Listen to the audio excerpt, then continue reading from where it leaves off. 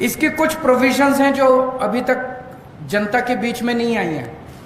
इन्होंने केवल supreme court के आदेश को ही खारिज नहीं किया, इसमें 3 और ऐसी प्रोविजंस इन लोगों ने डाली है जिससे दिल्ली सरकार लगभग खत्म हो जाती है।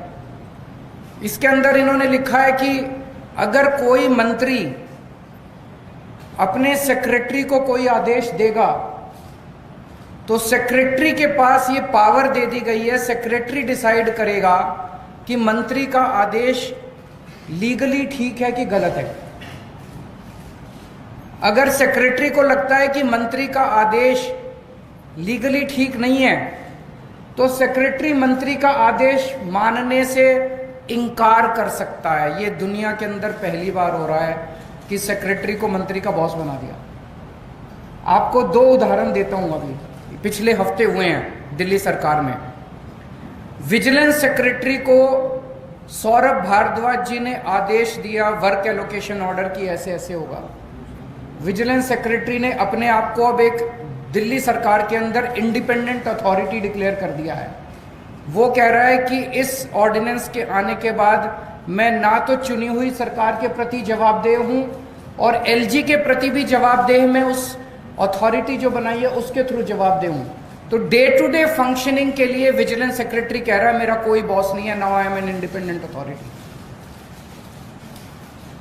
तो एक और केस के अंदर एक जगह झुग्गियां टूटी, जो हमारा दिल्ली सरकार का वकील था उसने कोर्ट में बहुत कमजोर दलीलें दी। ऐसा लगा कि वकील दूसरी पार्टी से मिला हुआ है। मंत्री ने आदेश दिया कि अगली हेयरिंग में हमें कोई अच्छा सीनियर एडवोकेट हायर करना चाहिए। तो सेक्रेटरी फाइल पे लिखती है कि वकील हायर करने का प्रेरोगेटिव सेक्रेटरी का है, मंत्री मुझे आदेश नहीं दे सकता कि कौन वकील हायर करना चाहिए, इसलिए आपका आदेश इलीगल है, मैं आपके आदेश को नहीं मानती। ऐसे सरकार कैसे चलाएंगे? अब तो हर सेक्रेटरी ये डिसाइड कर रहा है कि कौन सा आदेश लीगल है और जिसको मर्जी इलीगल डिक्लेयर कर देते हैं। बस अब सेक्रेटरी की डिसीजन फाइनल है, वो सुप्रीम कोर्ट, हर सेक्रेटरी सुप्रीम कोर्ट का जज बन गया है। एक और इसके अंदर प्रोविजन है, चीफ सेक्रेटरी को ये पावर दे दी गई है कि वो डिसाइड करेगा कि कैबिनेट का कौन सा डिसीजन लीगल है और इलीगल है। कैबिनेट सुप्रीम होती है, जैसे देश की कैबिनेट सुप्रीम है, राज्य की कैबिनेट सुप्रीम होती है। अब इसके अंदर ये पावर दे दी गई है, चीफ सेक्रेटरी तय करेगा कि कैबिनेट ने अगर कोई निर्णय लिया तो चीफ सेक्रेटरी डिसाइड करेगा कि वो निर्णय लीगल है कि इलीगल है। अगर उसे लगता है कि इलीगल है तो वो एलजी को रेफर करेगा और एलजी को पावर दी गई है, वो किसी भी कैबिनेट के डिसीजन को पलट सकता है। आज तक भारत के इतिहास में, दुनिया के इतिहास में ऐसा कभी नहीं हुआ कि ब्यूरोक्रेसी को मंत्री के ऊपर सेक्रेटरी को बिठा दिया और कैबिनेट के ऊपर चीफ सेक्रेटरी को बिठा दिया। ये आज तक कभी नहीं हुआ।